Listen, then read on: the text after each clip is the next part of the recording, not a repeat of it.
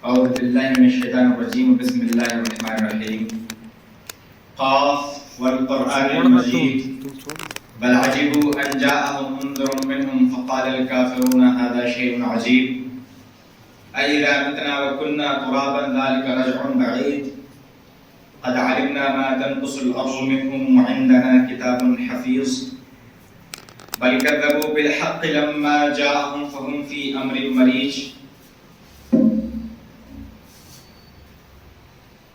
أفلم ينظروا إلى السماء فوقهم كيف بنيناها وزيناها وما لها من فروج بل الأرض مددناها وألقينا فيها رواسي وأنبتنا فيها من كل زوج بهيج تبصرة وذكرى لكل عبد منيب ونزلنا من السماء ماء مباركا فأنبتنا به جنات وحب الحصيد والنخل باسقات لها طلع نضيد رزقا للعباد وأحيينا به بلدة ميتا كذلك الخروج كذبت قبلهم قوم نوح وأصحاب الرس وثمود وعاد وفرعون وإخوان لوط وأصحاب الأيكة وقوم تبع كل كذب الرسل فحق وعيد أفعينا بالخلق الأول بل هم في لبس من خلق جديد.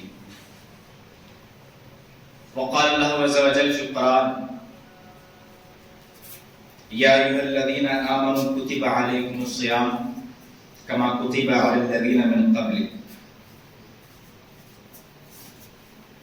تمام قسم کی تعریف توصیف حمد ثنا کبریائی اور بڑائی اس کے اللہ رب العالمین کے لیے لائق و زیبا ہے جو پوری خلقت کا پیدا کرنے والا ہے، خالق ہے، جس نے اس کائنات میں دکھنے اور نہ دکھنے والے تمام قسم کے حیوانات، جمادات اور دوسری قسم کے اشیاء کو پیدا فرمایا، اور نہ صرف یہ کہ پیدا فرمایا بلکہ روز ازل سے لے کر قیامت کی صبح تک اور اس کے بعد تک کے انجام کی دیکھ ریکھ کرنے والا ہے، پالنے والا ہے، رب ہے، رب العالمین ہے۔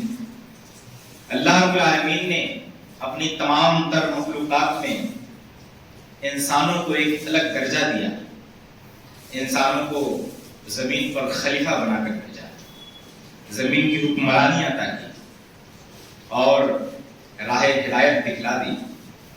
کبھی اگر ہم ہٹ بھی گئے اس راہ سے، اس سیدھے راستے سے، تو واپس ہمیں اس راستے پر لانے کے لیے کسی نبی کو بھیجا، کسی رسول کو مبعوث فرمایا، جن کی تعداد میں بیش 1,24,000 ہے۔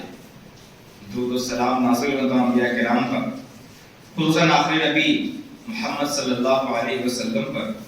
اللہم صلی علی محمد وعلی آل محمد کما صلیت علی ابراہیم وعلی آل ابراہیم انک حمید مجید۔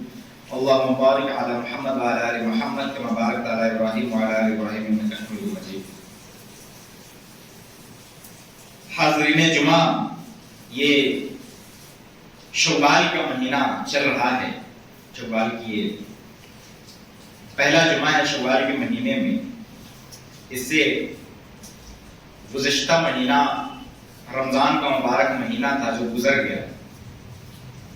آج انشاءاللہ رمضان کے مقصد کے حوالے سے کچھ بات ہوگی، اور اس موضوع کو چننے کا مقصد یہ ہے کہ ہم اپنے آپ کو دیکھیں، اپنے آپ کو ناپیں کہ رمضان کے، اور ہم نے اپنے زندگی میں ایک رمضان پایا۔ سب سے پہلے تو ہمیں اللہ کا شکر ادا کرنا چاہیے، اللہ کا احسان کرم کہ اللہ نے ہمیں زندہ رکھا اس مبارک مہینے میں۔ تو اس مبارک مہینے کو ہم نے کتنا اچھا بنا اور اس کی مقصدیت پہ کتنا اترے، اس چیز کو ناپنے کی کوشش کرنی چاہیے۔ لہذا اسی لیے اس موضوع کا انتخاب کیا ہے میں نے۔ محترم سامعین کرام، اللہ کے نبی صلی اللہ علیہ وسلم، بالکل شروع سے شروع کرتے ہیں۔ اللہ کے نبی صلی اللہ علیہ وسلم کو اس دنیا میں جب مبعوث فرمایا گیا خاتم النبیین کی حیثیت سے، اور ایک ایسے نبی، پہلی مرتبہ اللہ رب العالمین نے ایک ایسا نبی اتارا جس کے بعد کوئی نبی اترنے والا نہیں، جو کسی علاقے تک محدود نہیں تھا، جو کسی زبان تک محدود نہیں تھا، جو کسی دور تک محدود نہیں تھا۔ اللہ کے نبی کے علاوہ جتنے انبیاء آئے، جتنے رسول آئے، تمام کسی علاقے تک محدود تھے، کسی وقت تک محدود تھے۔ اللہ کے نبی ان تمام چیزوں سے آزاد تھے۔ پورے علاقے جہاں تک بات پہنچ سکے وہاں تک اللہ کے نبی بنا کر بھیجے گئے۔ تمام جتنی بھی زبانیں بولی جاتی ہیں، جہاں جہاں بولی جاتی ہیں، ہر علاقے میں اللہ کے نبی ہی کی رسالت قابل قبول ہوگی۔ تو اس وقت جب اللہ کے نبی کو مبعوث کیا جا رہا تھا، بنیادی طور پر پوری کائنات میں انسان کو لے کر کے، زندگی کو لے کر کے جو نظریات تھے وہ صرف دو تھے۔ اس بات کو ذہن نشین رکھنا چاہیے کہ انسان کی پوری زندگی کسی نہ کسی نظریے کے تحت گزرتی ہے، اور دراصل اسلام جسے ہم ضابطۂ حیات کہتے ہیں وہ بھی ایک قسم کا نظریہ زندگی ہے، زندگی گزارنے کا ایک نظریہ ہے کہ زندگی اس طرح گزاری ہے، اور جو سب سے بہترین طریقہ ہے اسلام کا۔ تو اللہ کے نبی کے مبعوث ہونے سے پہلے جو دو نظریات پوری دنیا میں مشہور تھے، چلن میں تھے، آپ غور کیجئے گا، وہی دو چیزیں، وہی دو رجحانات شکل بدل کر، کپڑے بدل کر آج بھی معاشرے میں موجود ہے۔ پہلا نظریہ یہ تھا، جو قرآن مجید کی آپ تلاوت شروع کریں، سورہ بقرہ سے شروع کریں اور سورہ ناس تک چلے جائیے، ہر سورت میں اللہ رب العالمین نے تین ایسے بنیادی عقائد ہیں جن پر زیادہ زور دیا ہے۔ ایک ایمان باللہ، دوسرا ایمان بالرسول، اور تیسرا ایمان بالقیامہ۔ پہلا اللہ پر ایمان، جسے ہم توحید کہتے ہیں، اس کے متعلق توحید ہے، شرک ہے، اسماء و صفات ہے، ربوبیت ہے، الوہیت ہے۔ دوسرا توحید رسالت ہے، جس بات میں ہم احادیث کی جو فضیلت ہے، رائے کے اوپر، فقہ کے اوپر، ان تمام چیزوں سے بحث کرتے ہیں۔ اور تیسری چیز جس کی قرآن مجید میں جس کے متعلق سب سے زیادہ احکامات وارد ہوئے ہیں وہ قیامت ہے، آخرت ہے۔ آخرت کا قائم ہونا، اس کو یقینی بنانا، اس کو یقینی سمجھنا کہ واقعی میں آخرت قائم ہوگا، واقعی میں ایک دن یہ تمام چیزیں فنا ہو جائیں گی، ختم ہو جائیں گی۔ جتنے لوگ مرے ہیں یا جتنے لوگ پیدا ہوں گے یا جتنے لوگ پیدا ہوئے، ان تمام کو موت ہے، اور اس دن سب کو زندہ کیا جانا ہے، سب کو حساب کتاب دینا ہے، جسے ہم روزے سزا و جزا کہتے ہیں۔ یہ مضمون قرآن مجید میں تیسرا ایسا مضمون ہے یا ایسا موضوع ہے جو بار بار دہرایا اللہ رب العالمین نے ہر سورت میں تقریباً۔ تو جو پہلا رجحان تھا اللہ کے نبی کے مبعوث ہونے سے پہلے وہ یہ تھا، لوگوں کا یہ ماننا تھا کہ دنیا ایک کھیل تماشے کی زندگی ہے، یہاں ہم پیدا ہوئے ہیں، ہمارے لیے آسائشیں ہیں، چیزیں ہمارے حساب سے چلتی ہیں۔ ظاہر سی بات ہے انسان بھی ایک اینیمل ہے، جانور ہے، لیکن دوسرے جانوروں سے بہت الگ ہے۔ دوسرے جانوروں کو یہ آسانی سے قابو میں کر لیتا ہے، یہ ان کو اپنا سواری بنا لیتا ہے، یہ ان کو اپنا کھانا بنا لیتا ہے، کھانے میں اپنا مددگار بنا لیتا ہے، اور بہت طرح طرح سے انہیں اپنے کام میں لاتا ہے۔ زمین سے جس طرح انسان فائدہ اٹھاتا ہے، کوئی بھی جانور اس طرح زمین سے فائدہ نہیں اٹھاتا۔ پیڑوں سے جس طرح انسان فائدہ اٹھاتا ہے، کوئی بھی جانور پیڑوں سے اس طرح فائدہ نہیں اٹھا سکتا۔ تو انسان جو ہے طاقت کے اعتبار سے تو باقی تمام مخلوقات سے زیادہ طاقتور تو تھا ہی۔ تو لوگوں نے یہ نظریہ اپنایا، ہمارے پاس طاقت ہے، ہمارے پاس اختیار ہے، لہٰذا ہم اس زندگی کو اپنے حساب سے گزاریں گے، عیش و عشرت سے گزاریں گے، مال و دولت کی تمنا کریں گے، جو ہماری ضرورتیں ہیں، جو ہماری خواہشات ہیں، اس کو بغیر کسی ٹیکس کے جو ہے بغیر کسی ٹول ٹیکس کے پورا کرتے ہوئے رہیں گے یہاں تک کہ موت نہ آ جائے۔ یعنی قیامت کے منکرین کی تعداد بہت زیادہ تھی اور قیامت کے انکار کا رجحان بہت زیادہ تھا۔ یہ سننے میں صرف دو الفاظ لگ رہے ہیں، لیکن اس کا اثر اتنا خطرناک ہے کہ ہزار سال کی تاریخ ہے قوموں کی جو قیامت کے منکرین تھے، ان کے یہاں کتنی خرابیاں صرف اس وجہ سے آ گئی کیونکہ وہ قیامت کے منکر تھے. میں صرف ایک دو باتیں اس کے تعلق سے عرض کروں گا کیوں قیامت کا انکار بہت زیادہ خطرناک ہے انسانیت کے لیے.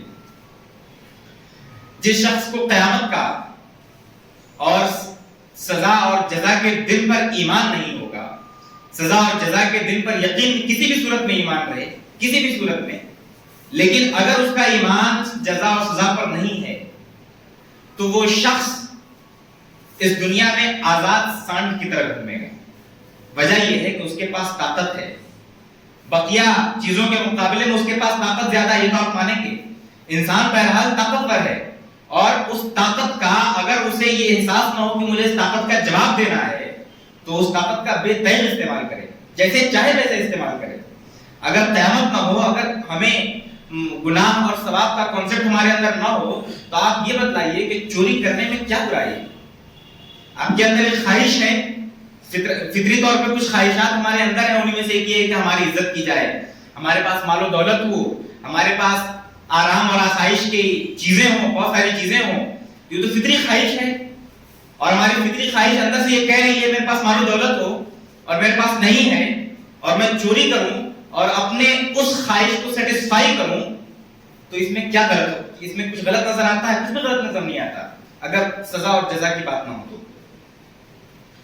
اور اسی طرح اور بہت ساری چیزیں ہیں جو قیامت کے منکرین جو ہے وہ ایک انسان دوسرے انسان پر ظلم کر سکتا ہے. بہت سارے طریقے ہیں. خیر, تو ایک رجحان تو یہ غالب تھا اللہ کے نبی کے مبعوث ہونے سے پہلے. دوسرا رجحان جو غالب تھا وہ رہبانیت کا تھا.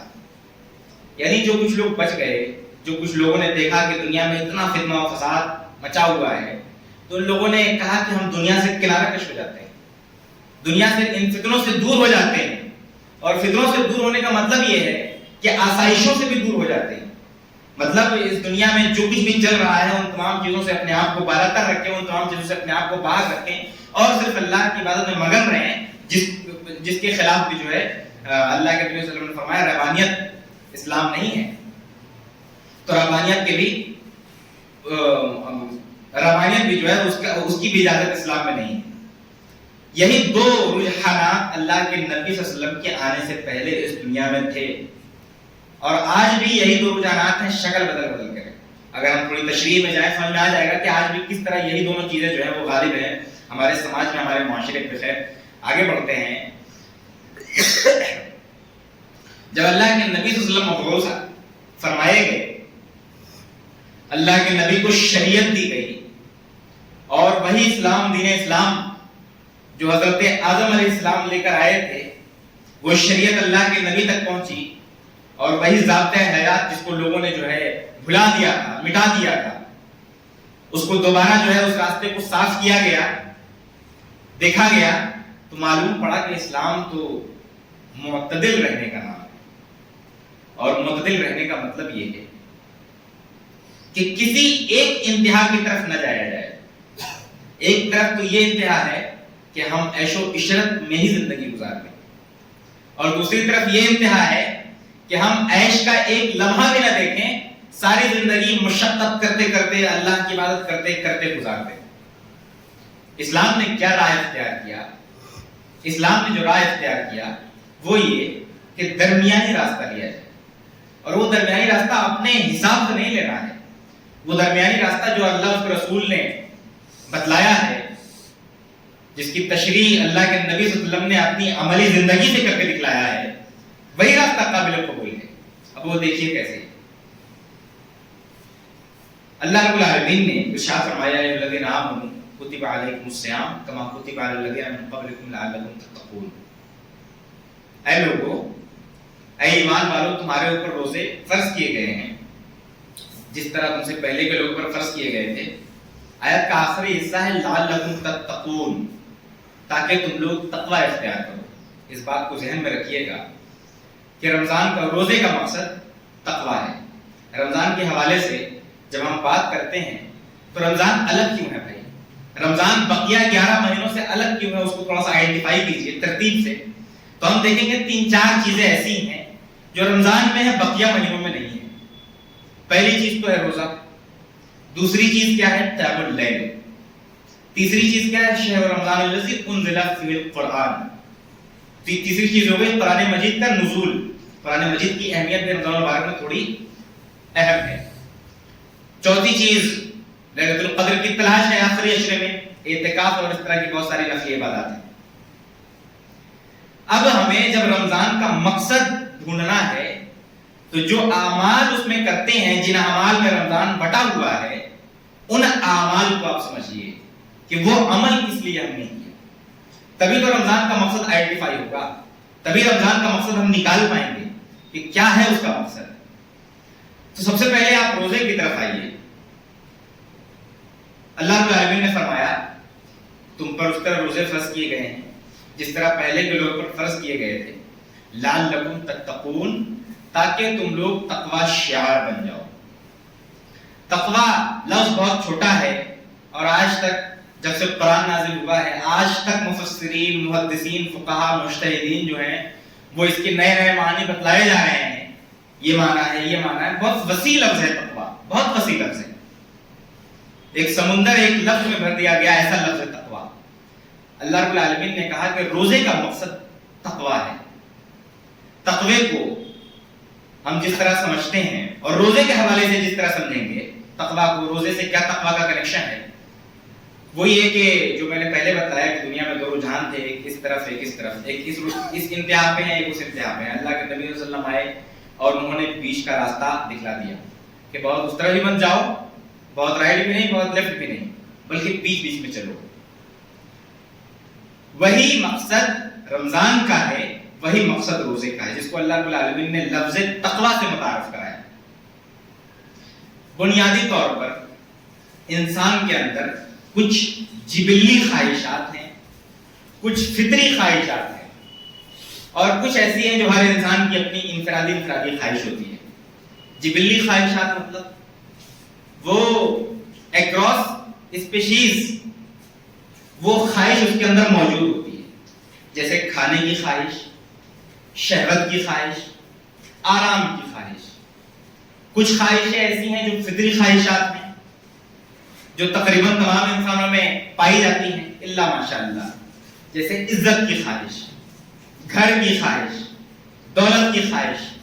اور کچھ خواہشات ایسی ہیں جو انفرادی ہیں، یا کچھ ایک گٹ کے ایسے کسی سے پوچھ لیا گیا تمہاری پسندیدہ سبزی کون سی ہے، تمہارا پسندیدہ کھانا، یہ انفرادی خواہشات میں آ گئی.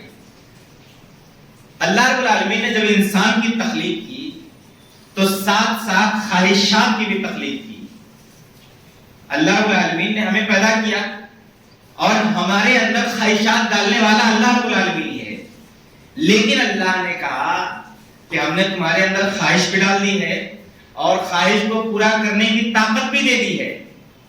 کھانے کی طاقت بھی دی ہے، کمانے کی طاقت بھی دی ہے، شہوت کو مٹانے کی طاقت بھی دی ہے، اور دوسری چیزوں کو جو بھی ہماری خواہشات اس کو پورا کرنے کی طاقت دی ہے.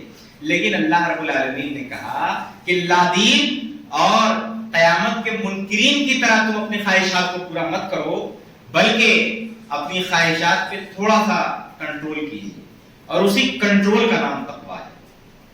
کہ آپ کو ایک خواہش دے دی گئی کھانے کی، اب اللہ رب العالمین نے کہا کہ خواہش تو تمہارے اندر میں نے ڈالی ہے کھانے کی، لیکن اللہ کے لیے سورج جب تک نکلا ہوا ہے، جب تک سورج آسمان میں ہے تب تک مت کھاؤ. اور وہیں پہ تقویٰ کا امتحان ہے. بندہ روزہ کیوں رکھتا ہے؟ اللہ رب العالمین نے کہا کہ تمام چیزوں کے جو اجر و ثواب ہیں وہ مقرر کیے ہوئے ہیں، فکسڈ ہیں. روزہ ایک ایسا عبادت، روزہ ایک ایسی عبادت ہے کہ وہ صرف اور صرف بندہ اور اللہ کے بیچ کی عبادت ہے. اس کا اجر صرف اللہ رب العالمین دے گا. کوئی مقرر اس کا پیمانہ نہیں ہے کہ روزہ رکھ لیا 30 نے کی 40 نے کی یا کچھ بھی، کوئی مقرر پیمانہ نہیں ہے. کیوں؟ کیونکہ روزہ صرف اور صرف بندے اور اس کے اللہ کے بیچ کی عبادت ہے. کوئی بھی تیسرا شخص کبھی نہیں جان سکتا کہ فلانا شخص روزے سے ہے یا نہیں ہے. اس کے علاوہ جتنی بھی عبادات ہیں اس میں چانسز ہیں، بہرحال چانسز ہیں کہ کہیں نہ کہیں جو ہے وہ لوگ سمجھ جائیں، کہیں نہ کہیں اس عبادت کو، وہ عبادت جو آپ نے اللہ رب العالمین کے لیے کی ہے، وہ لوگ بھی دیکھ لیں اور اس میں جو ہے یہ خدشہ ہے کہ آپ کی نیت میں بھی کہیں کچھ گڑبڑی واقع نہ ہو جائے. سوائے روزہ اکلوتی ایسی عبادت ہے کہ اس میں کبھی بھی کبھی کسی تیسرے بندے کی کوئی شمولیت نہیں ہے، کبھی کوئی تیسرا شامل نہیں ہے، وہ صرف اللہ اور اس کا بندہ جانتا ہے وہ روزے سے ہے یا نہیں ہے، اور اس کا روزہ کتنا کامیاب ہے، کتنے تقوی کے ساتھ اس نے اس روزے کو رکھا ہے۔ تو اللہ رب العالمین نے جو جبلی خواہشات دی ہیں اور اس کو پورا کرنے کی جو طاقت دی ہے اس کو کنٹرول کرنا سکھلایا ہے، اور رمضان کا وہی مقصد ہے، روزے کا وہی مقصد ہے کہ آپ اس کو کنٹرول کیجئے، اس کو آزاد مت چھوڑ دیجئے، اس لیے کہ جب اس کو آزاد چھوڑ دیں گے تو آپ ظلم پر اتر سورہ مائدہ کی آیت نمبر 8 میں اللہ تعالیٰ نے کہا کہ اعدلوا، تم اعتدال کی راہ اختیار کرو، کہ اللہ رب العالمین اعتدال کی راہ کو پسند فرماتا ہے۔ اور دوسرا ترجمہ یہ ہوگا کہ تم عدل کرو، انصاف کرو، اللہ رب العالمین انصاف کو پسند فرماتا ہے۔ اور دونوں صورتوں میں یہی مطلب نکلتا ہے، یہی معنی نکلتا ہے اس آیت کا کہ اللہ رب العالمین نے جو ہمیں ضرورت دی ہے اور جو ہمیں طاقت دی ہے اس کو ایک متعین مقدار میں خرچ کرنا ہے۔ ضرورت بھی ہمیں ایک متعین مقدار میں دی ہے اور اس ضرورت کو پورا بھی ایک متعین مقدار تک کرنا ہے، اس سے زیادہ نہیں۔ اللہ نے کہا کہ آپ کو یہ آپ روزے کے حوالے سے بات چل رہی ہے اور تقویٰ کے حوالے سے کہ تقویٰ دراصل خواہشات کے کنٹرول کا نام ہے۔ آپ دیکھیے لفظ صوم کسی بھی لغت میں جو ہے عربی لغت میں اس کا یہ کھول کر دیکھیں، معنی کھول کر دیکھیں تو آپ کو پتہ چلے گا صوم کا مطلب اتنا ہوتا ہے۔ پرانے زمانے میں گھوڑے کے اوپر جو ہے جب جنگ کی تیاری کیا کرتے تھے، عرب کے لوگوں کو گھوڑوں سے بہت محبت تھی اور بہت فائدے کی چیز بھی ہے گھوڑے تھے، اب تو خیر ان کی بہت ساری افادیت کم ہو گئی ہے، لیکن اس زمانے میں بہت افادیت تھی، بہت اہمیت تھی گھوڑوں کی بہت، بھائی نسل در نسل ان کا گھوڑوں کا نام یاد کر لیا کرتے تھے کہ اس گھوڑے کا باپ کا نام یہ ہے، اس کا نسل یہ، گھوڑوں کا نسل یاد کر لیا کرتے تھے۔ 300 سے زیادہ الفاظ ہے گھوڑوں کے لیے۔ تو وہ لوگ کیا کرتے تھے کہ جب گھوڑے کو تیار کیا جاتا تھا گھوڑے کو جنگ کے لیے، ریگستان میں جو ہے صحراؤں میں گھوڑے کے منہ کے اوپر جو ہے کپڑا باندھ دیا کرتے تھے اور چھوڑ دیتے تھے، اور اس کپڑے کو لفظ صوم کہا جاتا تھا، اس لیے کہ وہ انہیں کھانے پینے سے روکتا تھا، جس سے ان کی پریکٹس ہوتی تھی، جس سے انہیں طاقت ملتا تھا کہ اگر کبھی ایسی سچویشن آ گئی، کبھی کسی ایسی جنگ میں چلے گئے، جنگ تو کیا کرتے ہی رہا کرتے تھے وہ لوگ، جاہلیت کے دور میں بہت جنگیں ہوا کرتی تھی، عرب کے لوگ جو ہے بہت جوشیلے تھے، بہت جنگ کیا کرتے تھے، تو اگر کبھی جنگ ہو گئی تو یہ گھوڑا جو ہے اس کی پریکٹس پوری ہو، اس کی تیاری پوری ہو، اس لیے وہ لوگ جو ہے اس کے منہ پہ ایک کپڑا باندھتے تھے جس کو صوم کہا جاتا تھا، جس کپڑے کی وجہ سے، جس کپڑے کے بندھے ہونے کی وجہ سے وہ کھانے پینے سے رک جاتا تھا۔ تو اللہ وہیں سے جو ہے وہ صوم صیام کے لفظ کے ساتھ پھر ایک فعل بنا صام یصوم، اور اس طرح جو ہے عربی زبان میں یہ لفظ متعارف ہوا۔ تو اللہ رب العالمین نے جو ہمیں کھانے پینے سے روکا ہے، تو کیا اس کھانے پینے کے سے روکنے کی وجہ سے اللہ رب العالمین کو کسی بھی قسم کا کوئی فائدہ پہنچ سکتا ہے؟ اللہ کو کوئی بھی انسان یا تمام انسان مل کے، انسان ہی کیوں، جنات جوڑ لیجئے، فرشتے جوڑ لیجئے، حیوانات جوڑ لیجئے، تمام مخلوقات ایک ساتھ مل کر اگر اللہ کا اتنا بھی بھلا کرنا چاہیں، اتنا بھی برا کرنا چاہیں، اللہ کے ساتھ اتنی بھی اچھائی کرنی چاہیں تو کیا کر سکتے ہیں؟ نہیں کر سکتے، نہیں کر سکتے۔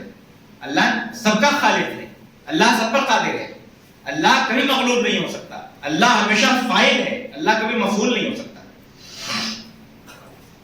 تو اللہ رب العالمین نے ہمیں روزے کا جو حکم دیا وہ اس سے اللہ کو کوئی فائدہ نہیں بلکہ ہمارا ہی فائدہ ہے، اور ہمارا فائدہ یہ ہے کہ ہمیں اپنے نفس کے اوپر اپنے نفس کو دبانا آ جائے گا اور اپنے خواہشات پر کنٹرول کرنا آ جائے گا، اور یہی ایک قسم کی تربیت ہے، یہی روزے کا مقصد ہے، یہی روزے کی تربیت ہے کہ ہم اپنے نفس پر قابو پا جائیں، اپنے نفس کے غلام نہ ہو جائیں بلکہ نفس کو اپنے قابو میں رکھیں۔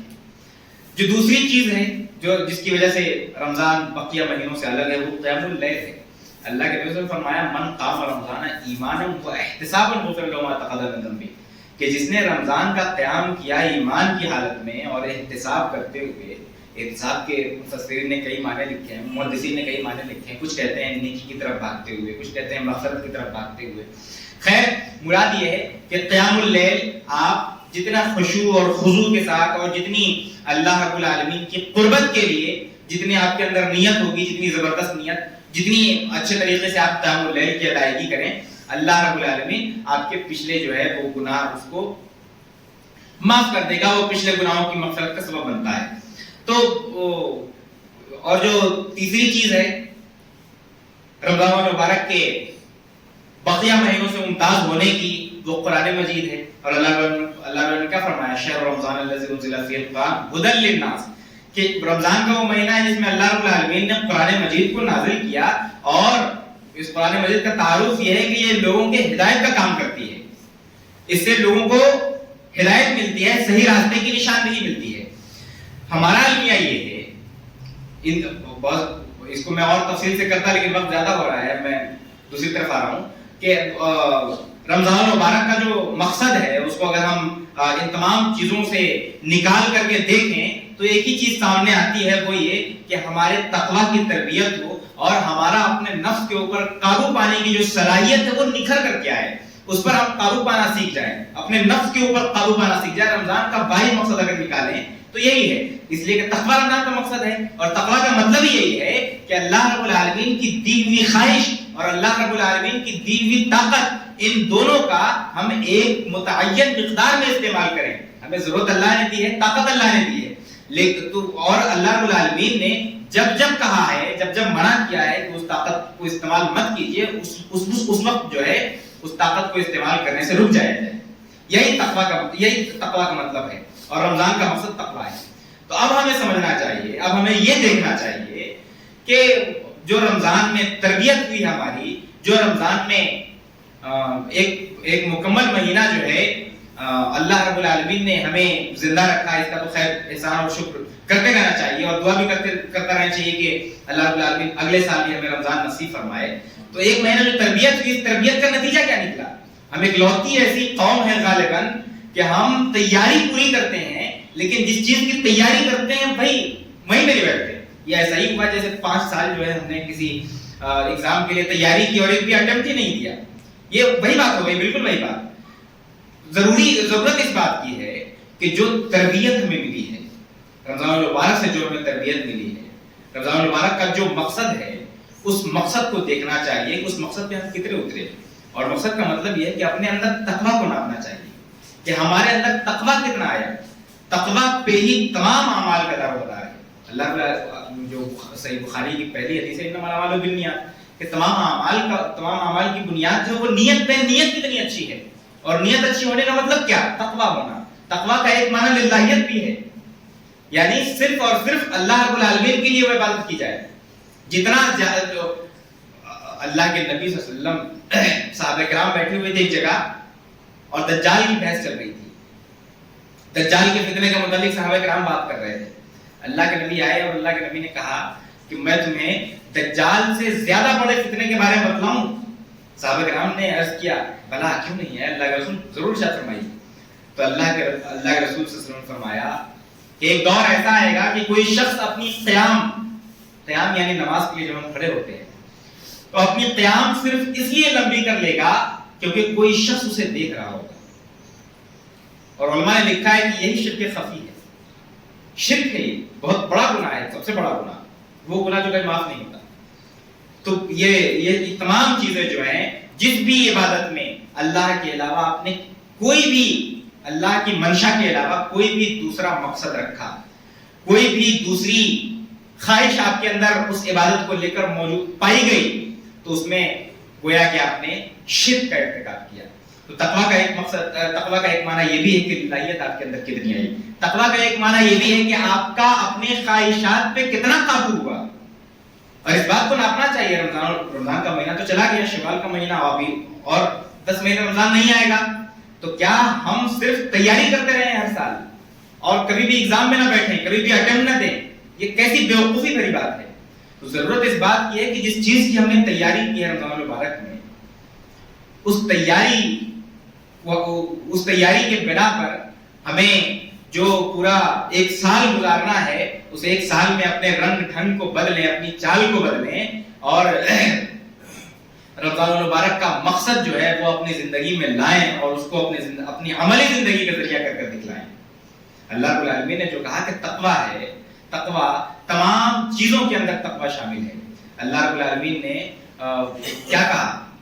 وَاعْبُدْ رَبَّكَ حَتَّى يَأْتِيَكَ الْيَقِينُ، اللہ رب العالمین کی عبادت کرو یہاں تک کہ یقین پہنچ جائے۔ یقین کے متعلق کچھ مفسرین نے کہا کہ یہ موت ہے، کچھ مفسرین نے کہا کہ یہ تقویٰ ہے، یعنی اتنی اللہ رب العالمین کی عبادت کی جائے کہ آپ یقین تک پہنچ جائے، موت تک پہنچ جائے، تب تک اللہ رب العالمین کی بات کرتے رہیں، یا پھر جب تک آپ کو تقویٰ حاصل نہ ہو جائے تب تک آپ اللہ رب العالمین کی بات کرتے رہیں۔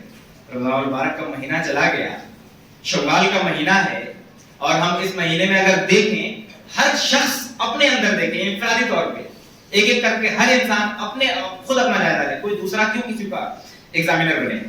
یہاں پر انسان کو جو طاقتیں دی گئی ہیں اس کا جواب دہ وہ خود ہوگا۔ مجھے جو طاقت ملی ہے اس کا جواب میں دوں گا، آپ کو جو طاقتیں ملی ہیں اس کے جواب دہ آپ ہوں گے، کسی اور کو جو طاقتیں ملی ہے ہر انسان اپنا جواب دہ خود ہوگا روز محشر کے دن۔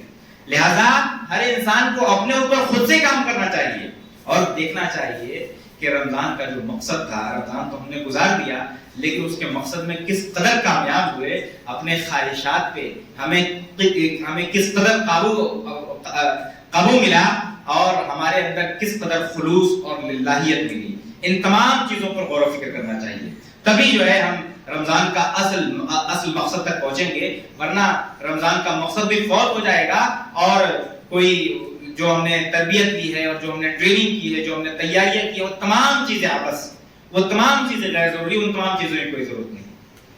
تو اسی لیے ضروری ہے کہ پہلی چیز تو یہ ضروری ہے کہ ہم اپنے آپ پر کام کریں، ہم اپنے آپ کو دیکھیں اور اپنے اندر جو ہے خلوص اور للہیت کو دیکھیں۔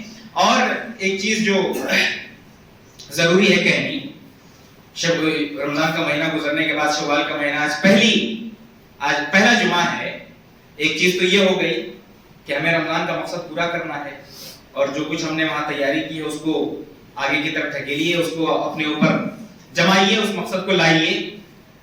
اور دوسری چیز یہ کہ اللہ رب العالمین نے جو دوسرا رجحان تھا کہ ایک طرف تو بالکل صرف عبادت کرتے چلے جاؤ، دنیا کی تمام چیزوں سے چھوٹ جائیے، دنیا کی تمام چیزوں کو پیچھے چھوڑ دیجیے۔ اللہ کے نبی صلی اللہ علیہ وسلم نے آیا اور کہا، اللہ کے نبی صلی اللہ علیہ وسلم آئے اور انہوں نے کہا کہ رہبانیت دین نہیں ہے، دین کا نام یہ ہے کہ آپ دنیا میں رہتے ہوئے اللہ رب العالمین کی عبادت کریں۔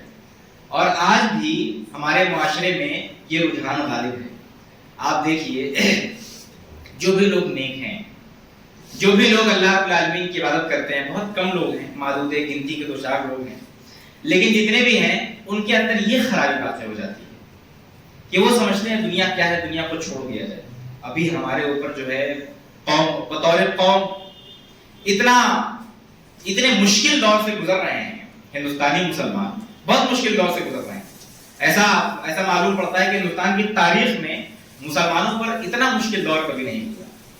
یہ تمام چیزیں اسی ایک رجحان کے نتیجے میں، وہی رجحان جو مسلمانوں کے اندر گھس گیا، ایک طرف جو رجحان گھسا اس کی وجہ سے لادینیت گھس گئی، اس کی وجہ سے تو لوگ جو ہے الہاد کی طرف بھاگنے لگے، اس کی وجہ سے لوگ جو ہے عمل سے پیچھا چھڑانے لگے، اور جو حال ابھی مسجدوں کا وہ اس رجحان کی دیر سے ہے کہ لوگ جو ہے عیش و عشرت میں گئے، قیامت کے منکر ہو گئے۔ اگر منکر نہیں بھی ہوئے ان کا ایمان بہت ہی معمولی ہے، اتنا معمولی کہ انہیں گناہ کرتے ہوئے ڈر نہیں لگتا، انہیں گناہ کرنے سے ان کا ایمان روکتا نہیں ہے، بہت کمزور ایمان ہے۔ دوسری طرف جو لوگ تھے ان کو چاہیے تھا کہ وہ کم سے کم معتدل راستے پر چلیں، وہ کم سے کم جو اللہ کے نبی نے راستہ دکھلایا ہے اس راستے پر چلیں۔ لوگ کیا کہتے ہیں کہ دنیا جو ہے غیروں کے لیے ہے، جنت ہماری ہے، غلط طریقہ ہے اور یہ غلط رجحان ہے۔ دراصل دنیا بھی مومنوں کی ہے اور آخرت بھی مومنوں کی ہے۔ اللہ کے نبی صلی اللہ علیہ وسلم نے اپنی عملی زندگی سے یہ کر کے دکھلایا ہے۔ اللہ کے نبی صلی اللہ علیہ وسلم نے صرف مسجد نبوی نہیں بنائی بلکہ جنگ بدر بھی کیا اور جنگ احد میں بھی شریک ہوئے اور اس طرح کے بہت سارے غزوات ہوئے. ان تمام غزوات کا مقصد کیا تھا؟ ان تمام غزوات کا مقصد مسلمانوں کی سرخ روئی تھی، مسلمانوں کی عزت کی بحالی تھی کہ مسلمان جو اس دنیا میں معزز رہیں، مومنین اس دنیا میں معزز رہیں، آخرت میں تو معزز ہوں گے ہی. یہ تو ہمارا ایمان ہونا چاہیے، ہمارے ایمان کا حصہ ہونا چاہیے کہ ہمارے اعمال کا بدلہ اللہ رب العالمین آخرت میں ضرور دے گا. لیکن ہم دنیا سے کنارہ کش نہیں ہو سکتے. جو ایک رجحان چل گیا ہے کہ دنیا، وہ جو ایک روایت ہے اللہ کے نبی صلی اللہ علیہ وسلم کی کہ دنیا جو ہے وہ کافروں کے لیے جنت ہے اور آخرت مومنوں کے لیے، آخرت میں مومنوں کے لیے جنت ہے. اس روایت کا مقصد یہ نہیں ہے کہ آپ دنیا سے کنارہ کش ہو جائیں اور رہبانیت اختیار کر لیں. رہبانیت اس فارم میں ہمارے اندر موجود نہیں ہے کہ ہم جو ہے شادیاں بھی نہیں کرتے ہیں، پہاڑوں میں جا کے اللہ کی عبادت کرتے ہیں، لیکن اس فارم میں ضرور ہے کہ ہمارا سیاست میں کوئی حصہ نہیں، ہمارا معاشیات میں کوئی حصہ نہیں، ہمارا اور بھی کسی قسم کے ریسرچ میں، اسٹڈیز میں، بڑے بڑے اداروں میں ہمارا کوئی حصہ نہیں ہے. ہم جو ہے اپنے آپ کو، ہم 20 کروڑ کی آبادی ہے اور ابھی بھی ہم اپنے آپ کو اقلیت کا درجہ دیتے ہیں. ہم سے چھوٹی چھوٹی قومیں، ہم سے بہت چھوٹی چھوٹی، جو ہم سے 50 گنا جو ہے وہ کم ہیں، ان کی بھی تعداد اور ان کی بھی رہنمائی، ان کی بھی لیڈرشپ جو ہے ہم سے بہتر ہے. ان کی بھی جو کہہ لیجئے کہ ملک کے انتظام و انصرام میں ان کے جتنے عہدے ہیں ان سے بھی ہم کم ہیں. یہ اسی رجحان کی دین ہے کہ جب ہم نے یہ سمجھ لیا کہ دنیا سے کنارہ کش ہو جایا جائے. پہلے تو بہت سارے لوگ الگ ہی ہو گئے، بہت سارے لوگ قیامت کے منکرین ہی ہو گئے، روزے جزا و سزا کو فراموش ہی کر دیا. لیکن جو لوگ بچے وہ لوگ بھی جو ہے وہ رہبانیت کی طرف پڑھنے لگے. تو اس چیز پر بھی فوکس کرنا چاہیے. اور دیکھیے ویسے بھی جو حالات ہیں بہت خراب حالات ہیں. اللہ رب العالمین سے بار بار دعا کرنا چاہیے کہ اللہ مجھے، ہم تمام لوگوں کو جو ہے اس فتنے والے دور سے محفوظ رکھنا جب کوئی شخص صبح میں مسلمان ہوگا اور شام میں کافر ہو جائے گا. تو وہی دور ایسا معلوم پڑتا ہے کہ وہی دور آنے والا ہے اور کئی طرح سے کوششیں کی جا رہی ہیں کہ اس دور کو لایا جائے. تو جب تک ہمارے پاس وقت ہے، جب تک ہمارے پاس ہماری چیزیں، اب تو ہماری چیزیں بھی چھیننے کی کوشش کی جا رہی ہیں، تو جب تک ہمارے ہاتھ میں ہماری اپنی چیزیں ہیں، جب تک ہم عبادت کرنے کے لیے کم سے کم آزاد ہیں، تب تک عبادت تو ضرور کیا جائے اور اس چیز کو بحال کرنے کی بھی کوشش کرنی چاہیے. نہ وہ راستہ اختیار کیجیے کہ بالکل بے دین ہو جائیے، بالکل لادین ہو جائیے، اور نہ یہ راستہ اختیار کیجیے کہ بالکل رحمانیت کی طرف چلے جائیے اور بالکل دنیا سے کنارہ کش ہو جائیے کہ نہ پیسہ کمائیے، نہ عزت کمائیے، نہ سیاست میں حصہ ہو، نہ معاشیات میں حصہ ہو، نہ تعلیم میں آگے بڑھیں، کسی بھی قسم کی کسی بھی چیز میں آگے نہ بڑھیں، بلکہ جو ہے ایک گناہ دھر لیں مسجد کا اور اللہ کرتے رہیں. یہ طریقہ بھی غلط ہے، یہ صوفیوں کا طریقہ ہے اور صوفیوں نے جتنا مسلمانوں کو نقصان پہنچایا اتنا کسی نقصان نہیں پہنچایا. ان تمام باتوں کے ساتھ جو ہے اللہ رب العالمین سے دعا کرتے ہیں کہ اللہ ہم تمام لوگوں کو قرآن و حدیث کو سمجھ کر پڑھنے کی توفیق عطا فرما. اے الہ العالمین ہم تمام لوگوں کو اپنی عملی زندگی میں اسوہ رسول اپنانے کی توفیق عطا فرما. اے الہ العالمین ہم تمام لوگوں میں جو بھی بیمار ہو ان کی بیماری کو دور کر دے. اے الہ العالمین ہم تمام مسلمانوں میں، ہم تمام مومنین میں جو بھی پریشان حال ہو اس کی پریشانی کے سدباب کا راستہ نکال دے. وآخر دعوانا الحمدللہ رب العالمین.